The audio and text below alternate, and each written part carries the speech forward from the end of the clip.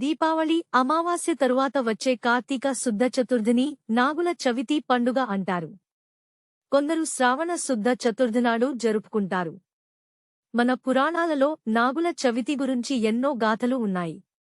దేశమంతటా పలు దేవాలయాల్లో మెలికలతో ఉన్న నాగేంద్రుని విగ్రహాలు కనిపిస్తూ ఉంటాయి. ఈ నాగుల చవితి నాడు నాగేంద్రుని శివభావముతో అర్పిస్తే సర్వరోగాలు పోయి సౌభాగ్యవంతులవుతారని భారతీయుల నమ్మకం. ఈ మానవ శరీరమనే పుట్టకు 9 రంధ్రాలు ఉంటాయి. వాటినే నవరంధ్రాలు అంటూ ఉంటారు. మానవ శరీరంలో నాడులతో నిండి ఉన్న వెన్నెముకను వెన్నుబాము అని అంటారు. అందు కుండలిని శక్తి మూలాధార చక్రంలో పాము ఆకారము వలెనే ఉంటుందని యోగశాస్త్రం చెబుతోంది. ఇది మానవ శరీరంలో నిద్రిస్తున్నట్లు నటిస్తూ కామ, క్రోధ, లోభ, మోహ, మద, మాత్సర్యాలనే విషాన్ని గ్రక్కుతూ మానవునిలో సత్వగుణ సంపత్తిని హరించి వేస్తూ ఉంటుందని, అందుకు నాగుల చవితి రోజున ప్రత్యక్షంగా విషసర్ప పుట్టలను ఆరాధించి పుట్టలో పాలు పోస్తే మానవునిలో ఉన్న విషసర్పం కూడా శ్వేతత్వం పొంది అందరి హృదయాలలో నివసించే శ్రీమహావిష్ణువు కు తెల్లని ఆదిశేషువుగా మారి శేషపాన్పుగా మారాలని కోరికతో చేసేదే ఈ నాగుపాము పుట్టలో పాలు పోయడంలో గల అంతర్యమని చెప్తారు. దీనినే జ్యోతిష పరంగా చూస్తే కుజ, రాహు దోషాలున్నవారు, సాంసారిక బాధలున్నవారు ఈ కార్తీక మాసంలో వచ్చే షష్ఠి, చతుర్దశలలో మంగళవారము నాడుగాని, చతుర్దశి బుధవారం కలిసి వచ్చే రోజుకాని దినమంతా ఉపవాసము ఉండి ఈ దిగువ మంత్రాన్ని స్మరిస్తూ పాహి పాహి సర్పరూప నాగదేవ దయామయ సత్సంతాన సంపత్తిం దేహిమే శంకరప్రియ అనంతాది మహానాగ రూపాయ వరదాయ చ తుభ్యం నమామి భుజగేంద్ర సౌభాగ్యం దేహిమే సదా. అలా ఆవు పాలు పుట్టలో పోసి నాగపూజ చేసి చలిమిడి, చిమ్మిలి, అరటిపళ్ళు మున్నగునవి నివేదన చేస్తారు. ఆ సందర్భంగా పుట్టవద్ద దీపావళి నాటి మిగిలిన మతాబులు, కాకర పువ్వొత్తులు, టపాసులు, చిన్నారులు ఎంతో సంతోషంగా కూడా కాలుస్తారు. ఇలా స్త్రీలు ఆరాధిస్తే శుభప్రదమైన సుఖసంతానము, అదే కన్నె పిల్లలు ఆరాధిస్తే మంచి భర్త లభించునని పలువురి విశ్వాసము. ఈ విధమైన నాగుల ఆరాధన ఈనాటిది కాదు, యుగాల నాటిది. సౌభాగ్యానికి, సంతాన ప్రాప్తికి సర్పపూజ చేయుట అనేది లక్షల శరత్తుల నాడే ఉన్నట్లు మన పురాణాలలో ఎన్నో గాథలు కానవస్తున్నాయి. దేశమంతటా పలు దేవాలయాల్లో మెలికలతో ఉన్న నాగేంద్రుని విగ్రహాలు కనిపిస్తూ ఉంటాయి. ఈ నాగుల చవితి నాడు నాగేంద్రుని శివభావముతో అర్చిస్తే సర్వరోగాలు పటాపంచలే సౌభాగ్యవంతులవుతారని ఋషివచనం. నాగేంద్ర, మేము మా వంశములో వారము నిన్ను ఆరాధిస్తున్నాము. పొరపాటున తోక తొక్కితే తొలగిపో, నడుం తొక్కితే నా వాడనుకో, పడగ త్రొక్కితే కస్సుబుస్సుమని మమ్ములను భయపెట్టకు తండ్రి అంటూ పుట్టకు ప్రదక్షిణ నమస్కారాలు చేయాలని పెద్దలు చెప్తూ ఉంటారు. నూకని పుట్ట చుట్టూ నూకలు నువ్వు తీసుకుని మూకలు మాకివ్వు తండ్రి అని చల్లి పుట్టమన్ను చెవులకి పెట్టుకుంటాము. మనకి పంట సరిగ్గా పండి మన పొట్ట నిండటానికి ఎంతో సహాయపడే ఈ పాముల్ని ఈ ఒక్కరోజన్నా మనసారా తలుచుకుని వాటి ఆకలి దప్పికలు తీర్చడమే ఈ పండుగ యొక్క ముఖ్య ఉద్దేశ్యం. నాగుల చవితి రోజున ఈ క్రింది శ్లోకాన్ని పఠిస్తే కలిదోష నివారణ అవుతుందని శాస్త్రాలు పేర్కొంటున్నాయి. కర్కోటకస్య నాగస్య దయయంత్యా నలస్య చ ఋతుపర్ణస్య రాజర్షే కీర్తనం కలినాశనం. ఈ సర్పారాధనకు తామరపూలు, కర్పూరం పూలు, లడ్డూ మున్నగునవి ప్రీతికరమని చెప్తారు. సర్పారాధన చేసే వారి వంశం తామరతంపరంగా వర్ధిల్లుతుందని భవిష్య పురాణం చెప్తోంది. మన భారతీయుల ఇళ్లల్లో ఇలవేల్పు సుబ్రహ్మణ్యేశ్వరుడే. ఆయన అందరికీ ఆరాధ్య దైవం కాబట్టి వారి పేరును చాలామంది నాగరాజు, ఫణి, సుబ్బారావు వగైరా పేర్లు పెట్టుకుంటూ ఉంటారు. తలనుండు విషము ఫణికిని, వెలయంగా తోకనుండు వృశ్చికమున కుంతల తోకయనక యుండు ఖలునకు నిలువెల్ల విషము గదరాసుమతి అని చెప్పినట్లు, అలా మన చుట్టూ మానవరూపంలో ఉండే మానవులు సర్పజాతి మనసు కంటే నికృష్టమైన, అంటే అవి మనం వాటి జోలికి వెళితేనే ప్రమాదకరమవుతాయి. వాటికంటే భయంకరమైన మానవ సర్పాలు మన చుట్టూ తిరుగుతున్నా గమనించలేకపోతున్నాం అని గ్రహించుకోవలసి ఉంది. నాగర్కోయిల అనే ఊరిలో నాగుపాము విగ్రహం ఉందిట. దాని సమీపంలో 6 నెలలు తెల్లని ఇసుక, 6 నెలలు నల్లని ఇసుక భూమిలో నుండి ఉబికి తెకివస్తుందని భక్తులు చెప్తూ ఉంటారు. నాగుపాము కుబుసానికి కూడా మంచి ఆయుర్వేద గుణాలు ఉన్నాయని, గరళాన్ని ఆయుర్వేద మందులలో తగుమోతాదులలో ఉపయోగిస్తారని ఆయుర్వేద శాస్త్రం చెబుతుంది. యోగీశ్వరో మహాసేన కార్తికేయోగ్ని నందనః స్కందః కుమారః సేనాని స్వామి శంకర సంభవః గాంగేయ స్థామ్రచూడశ్చ బ్రహ్మచారి శిఖిధ్వజః తారకారీ ఉమాపుత్ర క్రౌంచారీశ్చ షడాననః శబ్ద బ్రహ్మ సముద్రశ్చ సిద్ధః సారస్వతో గుహః సనత్కుమారో భగవాన్ భోగ మోక్ష ఫలప్రదః సర జన్మ గణాధీశ పూర్వజో ముక్తి మార్గకృత్ సర్వాగమ ప్రణీతాచ వాంఛితార్థ ప్రదర్శనః. అష్టవింశతి నామాని మదీయానీతి యః పఠేత్ ప్రత్యుషే శ్రద్ధయా యుక్తో మూకో వాచ పతిర్భవేత్ మహామంత్ర మయానీతి మామనామాను కీర్తనం మహాప్రజ్ఞామవాప్నోతి నాత్ర కార్య విచారణ. వృశ్చిక రాశిలో వచ్చే జ్యేష్ఠ నక్షత్రాన్ని సర్ప నక్షత్రం అంటారు. ఈ నక్షత్రంలో సూర్యుడు సరిగ్గా కార్తీక శుద్ధ చవితి నాడు ప్రవేశిస్తాడు. ఇలా ప్రవేశించిన రోజుని నాగుల చవితి అంటారు.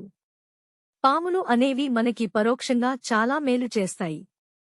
భూమి అంతర్భాగాలలో ఉంటూ భూమిని నాశనం చేసే క్రిముల్ని, పురుగుల్ని తినేసి మన భూసారాన్ని కాపాడుతూ నీటి వనరుల కింద ఉపయోగపడతాయి. అటువంటి పాముల్ని ఈ రోజున కొలిచి మనకి తిండికి, ఆరోగ్యానికి, సంతానానికి ఏ రకమైనటువంటి ఇబ్బందులు కలగకుండా కాపాడమని ఈ రోజున ప్రత్యేక పూజలు చేస్తాము. మన భారతీయుల చాలా ఇళ్లల్లో ఇలవేల్పు సుబ్రహ్మణ్యేశ్వరుడే ఆరాధ్య దైవంగా పూజిస్తారు కాబట్టి వారి పేరును చాలామంది నాగరాజు, ఫణి, సుబ్రహ్మణ్యం, సుబ్బారావు వగైరా పేర్లు పెట్టుకుంటూ ఉంటారు. వ్రతం ఆచరించే పద్ధతి, పూజ చేయు విధానము, దైవారాధన ఒక నమ్మకము. ఏనాడు నమ్మకము మూఢనమ్మకము కాకూడదు. మూఢనమ్మకాలు జీవితంలో అనర్థాలకు దారితీయును. నమ్మకము మనశ్శాంతిని, మనోబలాన్ని ఇస్తుంది. నాగుల చవితి రోజున ఉదయాన్నే లేచి తలంటు పోసుకుని ఇంట్లో దేవుని వద్ద దీపారాధన చేయాలి. ఎరుపు రంగు దుస్తులు ధరించాలి. తర్వాత పూజామందిరము, ఇంటిని శుభ్రం చేసుకోవాలి. గడపకు పసుపు, కుంకుమ, గుమ్మానికి తోరణాలు, పూజామందిరాన్ని ముగ్గులతో అలంకరించుకోవాలి. పూజామందిరంలో కలశమును ఏర్పాటు చేసి దానిపై ఎరుపు వస్త్రాన్ని పరుచుకోవాలి. నాగేంద్రస్వామి, పాము పడగ, ప్రతిమనుగాని లేదా ఫోటోనుగాని పూజకు ఉపయోగించాలి. పూజకు మందారపూల, ఎర్రటి పువ్వులు, కనకాంబరములు.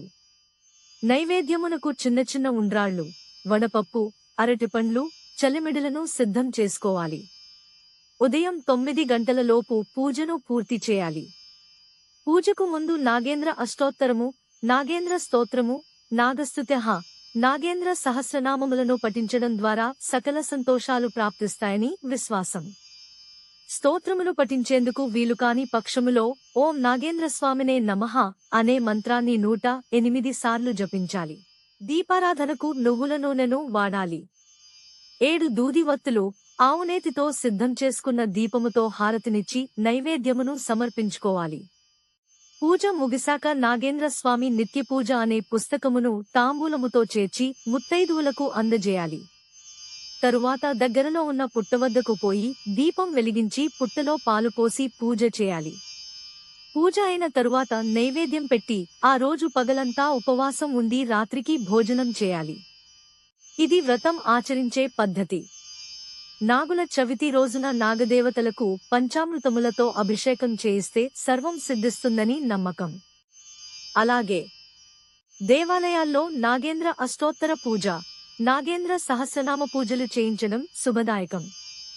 ఇంకా మోపిదేవి ఆలయం, నాగేంద్రస్వామి పుట్టలను నాగుల చవితి రోజున సందర్శించేవారికి అనుకున్న కార్యాలు దిగ్విజయంగా పూర్తవుతాయని పురోహితులు అంటున్నారు.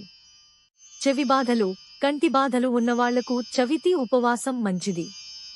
నాగవస్త్రాలు పుట్టమీద పెట్టి తీసి ధరిస్తే మనోరథాలు తీరుతాయి. బాలబాలికలు దీపావళి రాత్రి నాగదివ్వెలను వెలిగించే చవితిని స్మరించి ఆహ్వానిస్తారు.